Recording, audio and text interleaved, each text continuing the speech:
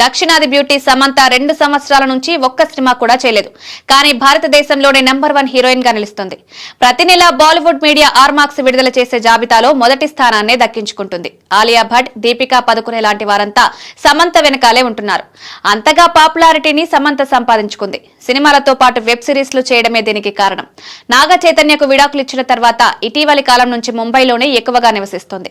హైదరాబాద్ రావడం కూడా తగ్గించేసింది. మయోసైటిస్ కు చికిత్స తీసుకున్న తర్వాత తన సొంత బ్యానర్ లో మా ఇంటి బంగారం పేరుతో సినిమాను ప్రారంభించింది. కానీ దీనిపై ఇంతవరకు అప్డేట్ ఇవ్వలేదు.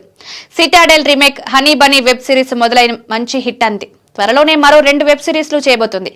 ఒక దర్శకుడితో రిలేషన్షిప్ లో ఉందంటూ పుకార్లు వస్తున్నాయి. కానీ తనకు రెండో పెళ్లి చేసుకునే ఉద్దేశం లేదని గతంలోనే ప్రకటించింది.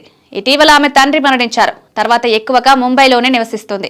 తాజాగా సమంత ఇన్స్టాగ్రామ్ లో పోస్ట్ షేర్ చేసింది. రాబోయే 6 నెలలు తాను నవ్వుతూనే ఉంటానని రాసింది. తెలుపు రంగు టాప్ ధరించి మంచి ఫోటోలు దిగి వాటిని షేర్ చేసింది. దీనిపై నెటిజన్లు బాగున్నాయంటూ కామెంట్లు పెడుతున్నారు.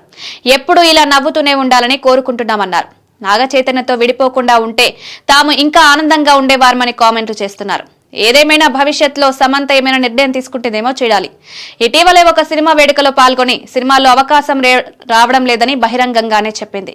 మయోసైటిస్ చికిత్స కోసం 2 సంవత్సరాల గ్యాప్ తీసుకోవడంతో ఆ సమయంలో కొత్త హీరోయిన్లు రావడంతో సమంతకు సహజంగానే అవకాశాలు తగ్గిపోయాయి. బాలీవుడ్ లో షారుఖ్ తరహా, తమిళంలో విజయ్ సరసన అవకాశాలు వచ్చాయంటున్నారు. కానీ వాటిపై అధికారికంగా ప్రకటన లేదు.